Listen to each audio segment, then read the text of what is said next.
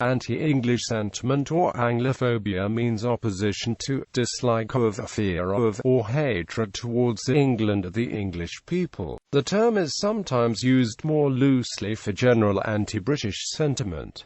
Its opposite is Anglophilia, within the United Kingdom. In his essay, Notes on Nationalism, written in May 1945 and published in the first issue of the intellectual magazine Polemic, George Orwell wrote that Welsh, Irish and Scottish nationalism have points of difference but are alike in their anti-English orientation. Scotland. In a 2003 survey of 500 English people living in Scotland, 1/4 said that they had been harassed or discriminated against by the Scots. A 2005 study by Hussain and Miller of the Department of Politics at the University of Glasgow examined the prevalence of Anglophobia in relation to Islamophobia in Scotland. One finding of the report suggested that national phobias have common roots independent of the nations they are directed toward. The study states that Scottish identity comes close to rivaling low levels of education as an influence towards Anglophobia. Beyond that, having an English friend reduces Anglophobia by about as much as having a Muslim friend reduces Islamophobia, and lack of knowledge about Islam probably indicates a broader rejection of the other, for it has as much impact on Anglophobia as on Islamophobia. The study goes on to say, few of the English see conflict between Scots and English is even fairly serious. Hussain and Miller's study found that Anglophobia was slightly less prevalent than Islamophobia, but that unlike Islamophobia, Anglophobia correlated with a strong sense of Scottish identity. In 1999, an inspector and race relations officer with Lothian and Borders Police said that a correlation had been noticed between the establishment of the Scottish Parliament and anti-English incidents. However, Hussain and Miller's research suggested that Anglophobia had fallen slightly since the introduction of devolution. In 2009, a woman originally from England was assaulted in an allegedly anti-English racially motivated attack. Similar cases have been connected with major football matches and tournaments, particularly international tournaments where the English and Scottish football teams often compete with each other. A spate of anti-English attacks occurred in 2006 during the Football World Cup. In one incident, a 7-year-old boy wearing an England shirt was punched in the head in an Edinburgh park. Wales. The laws in Wales Acts Chapter 1535 and 1542, also known as the Acts of Union, passed by the Parliament of England, annexed Wales to the Kingdom of England, and replaced the Welsh language and Welsh law with the English language and English law. In particular, Section 20 of the 1535 Act made English the only language of the law courts and stated that those who used Welsh would not be appointed to any public office in Wales. The Welsh language was supplanted in many public spheres with, for example, the use of the Welsh not in some schools. This would later be adopted as a symbol of English oppression, although evidence suggests its enforcement may have been largely voluntary. Since the Glyndŵr Rising of the early 15th century, Welsh nationalism has been primarily non-violent. However, the Welsh militant group Mabon Glyndŵr or Glyndŵr were responsible for arson attacks on English-owned second homes in Wales from 1979 to 1994. Motivated by cultural anti-English sentiment, Mabon Glyndŵr also attempted arson against several estate agents in Wales and England, and against the officers of the Conservative Party in London. In 2000, the chairman of Swansea Bay Race Equality Council said that devolution has brought a definite increase in anti-English behaviour, citing 3 women who believed that they were being discriminated against advanced in their careers because they could not speak Welsh. Author Simon Brooks recommended that English-owned homes in Wales be peacefully occupied. In 2001, Daffod Ellis Thomas, a former leader of Plaid Cymru, said that there was an anti-English strand to Welsh nationalism. Northern Ireland. During the Troubles, the IRA mainly attacked targets in Northern Ireland and England, not Scotland or Wales. Although the IRA planted a bomb at Sullenvoe Terminal in Shetland during a visit by the Queen in May 1981. In the Protestant community, the English are identified with British politicians, and are sometimes resented for the perceived abandonment of loyalist communities outside the United Kingdom. In 1859, in his essay A Few Words on Non-Intervention, John Stuart Mill notes that England finds itself, in respect of its foreign policy, held up to obloquy as the type of egoism and selfishness,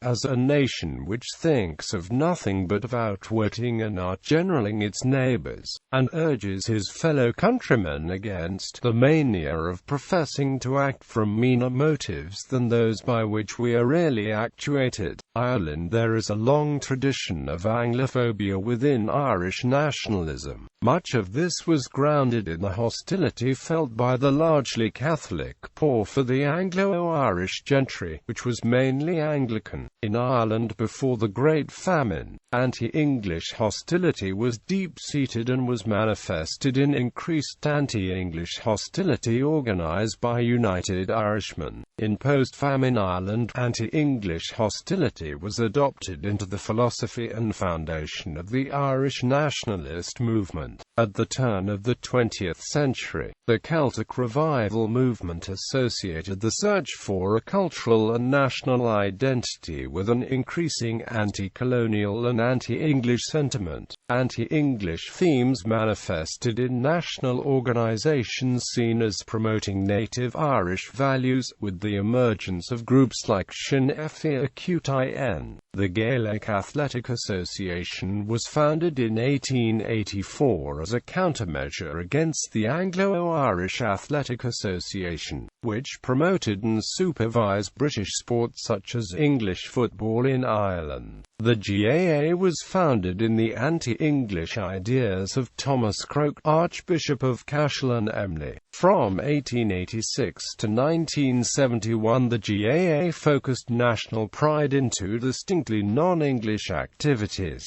Members were forbidden to belong to organisations that played English games, and the organisation countered the Anglicisation in Irish society, with the development across Ireland of Irish games and the arts. The Celtic Revivalists and Nationalists identified characteristics of what they defined as the Irish race. A nationalistic identity developed as being the polar opposite of the Anglo-Saxons and untainted by the Anglo-Irish community. A sense of national identity and Irish distinctiveness as well as an anti-English assertiveness was reinforced to Catholics by teachers in hedge schools. A feeling of anti-English sentiment intensified within Irish nationalism during the Boer Wars, leading to xenophobia underlined by Anglophobia, and resulting in 2 units of Irish commandos who fought with the Boer against British forces during the Second Boer War. J. Dolly, a member of the brigade,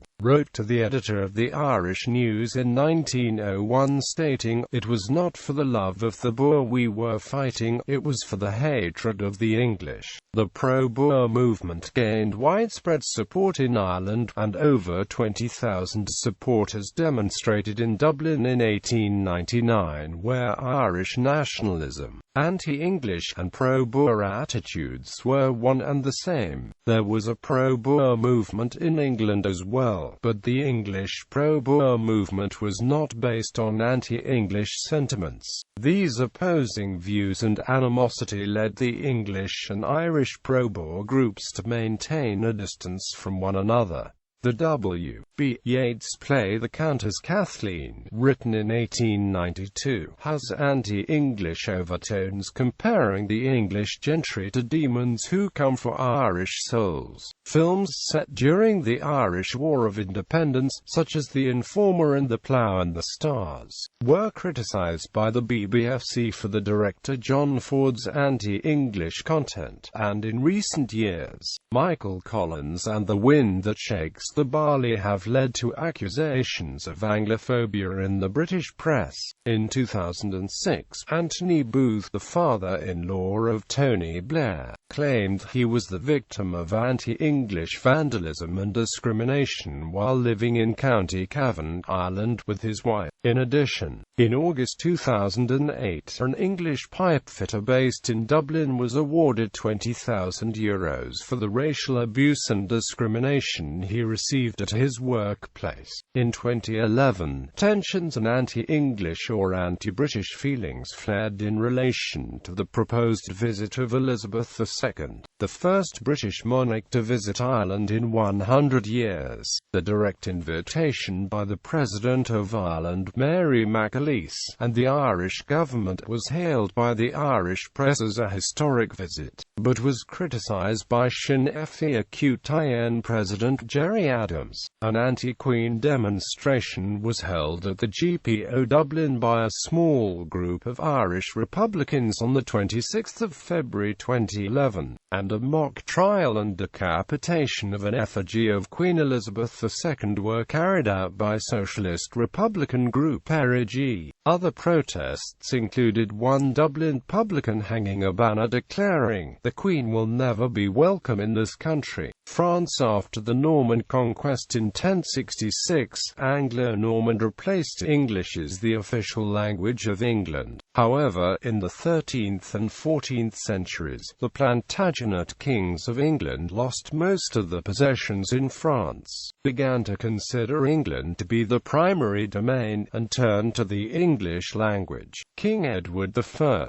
when issuing writs for summoning Parliament in 1295, claimed that the King of France planned to invade England and extinguish the English language, a truly detestable plan which may God avert. Quote, in 1338, Philip VI of France authored the Ordinance of Normandy, which again called for the destruction and elimination of the English nation and language. The 100 Years' War between England and France changed societies on both sides of the Channel. The English and French were engaged in numerous wars in the following centuries. England's ongoing conflict with Scotland provided France with an opportunity to destabilize England, and there was a firm friendship between France and Scotland from the late 13th century to the mid-16th century. The alliance eventually founded because of growing Protestantism in Scotland. Opposition to Protestantism became a major feature of later French Anglophobia. Antipathy and intermittent hostilities between France and Britain, as distinct from England, continued during later centuries.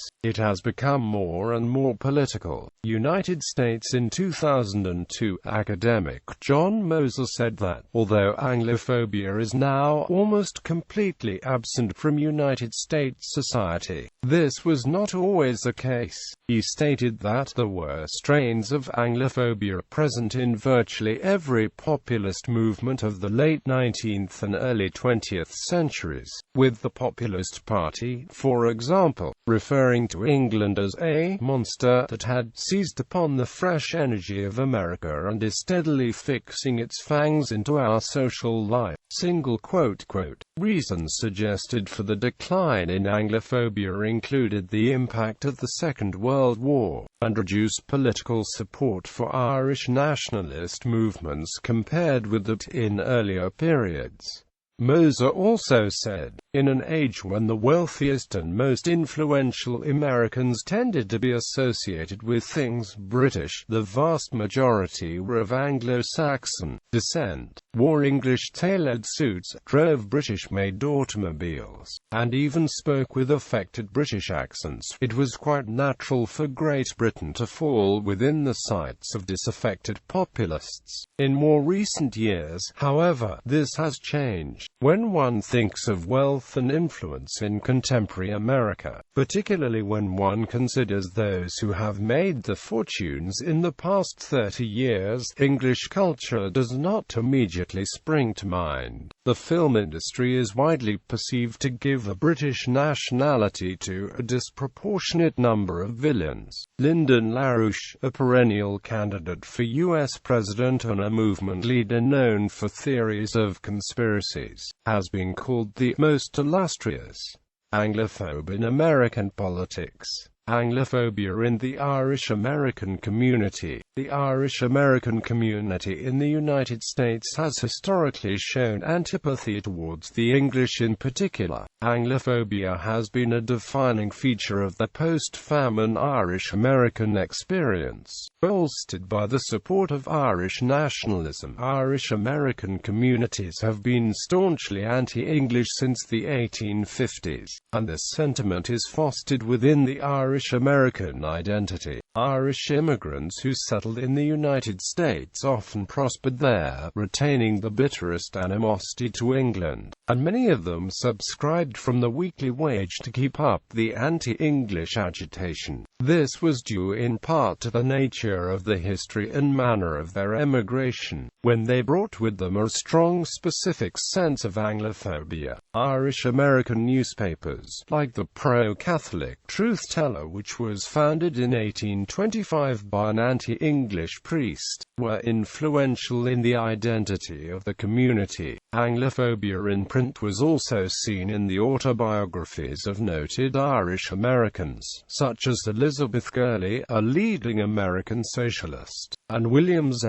Foster, who reported in his memoirs how his father, who died at over 80, never said the word England without adding, "God damn her." In 1842, the first national gathering of Irish Americans took place in Philadelphia. The convention ended with anti-English speeches and 3 cheers for Ireland. Thus, they influenced the progress of nationalism in Ireland and shaped their Irish-American identity. Anti-English feelings among Irish Americans spread to American culture through Irish-American performers in popular blackface minstrel shows. These imparted both elements of the Irish-American performer's own national bias, and the popular stereotypical image that the English people were bourgeois, aloof, or upper class. Sentiments quickly turned into direct and violent action when in the 1860s the Fenian Brotherhood Society invaded Canada to provoke a United States-British war in hope it would lead to Irish freedom. Violence is said to have included direct action by Fenian sympathizers, with the assassination of Thomas D'Arcy McGee, himself an Irish-Canadian and Irish nationalist who was against the invasion, although he was very critical of the Orange Order, and it has long been suspected they were his true killers. Goldwin Smith, professor at Cornell University, wrote in the North American Review that hatred of England was used as a tool to win the Irish-American vote. A similar observation was made in 1900 by U.S. Secretary of State John Hay, who criticized the Prairie Populist and his own Democratic Party's political pandering to attract the support of the Irish diaspora. State conventions put on an anti-English plank in the platforms to curry favor with the Irish and the Germans whom they want to seduce.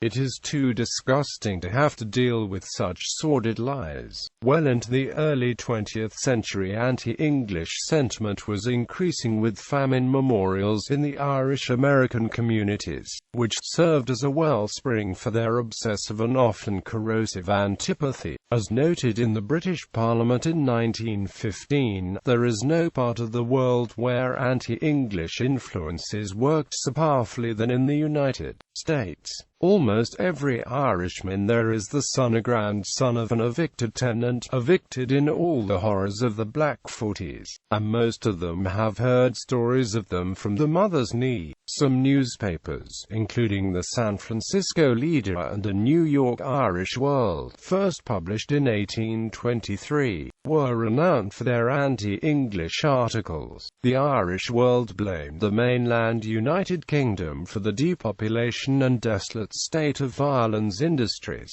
One newspaper, the Gaelic American, called a student performance of the British national anthem by some girls of Irish heritage from a convent school and active disloyalty, where they were taught to reverence the traditions of the hereditary enemy of the race and religion. A commemorative stamp by philanthropist Andrew Carnegie on a century of peace between America and Great Britain was criticized by the Irish American press. In recent years, American political commentators, such as Pat Buchanan, have highlighted the anti-English stance of the Irish diaspora in the United States of America. Iran anti-British sentiment has been described as deeply entrenched in Iranian culture and reported to be increasingly prevalent in Iran. In July 2009, an advisor to Ali Khamenei called Britain worse than America for its alleged interference in Iran's post-election affairs. Animosity has been dated back to the early 19th century, when a British diplomat, Sir Ouseley, was responsible for drawing up the country's boundaries after the First Russo-Persian War. In the first half of the 20th century, the British Empire exerted political influence over Iran in order to control the profits from the Anglo-Iranian Oil Company. As a result, British influence was widely known to have been behind the overthrow of the Qajar dynasty in the 1920s,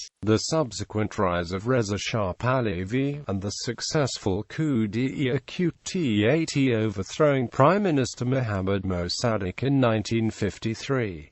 In November 2011, attacks on the UK's embassy in Tehran led to the closure of the embassy and the expulsion of Iranian diplomats from the UK, with the Iranian parliamentary chairman Ali Larijani stating that the incident was the outcome of decades of domineering moves by the British in Iran. The classic Iranian novel My Uncle Napoleon, published in 1973, lampoons the widespread belief that the English are responsible for events that occur in Iran, Australia and New Zealand. Pommy, or pom, is a common Australasian and South African slang word for the English, often combined with whinging to make the expression whinging pom, an English immigrant who stereotypically complains about everything. Although the term is sometimes applied to British immigrants generally, it is usually applied specifically to the English by both Australians and New Zealanders.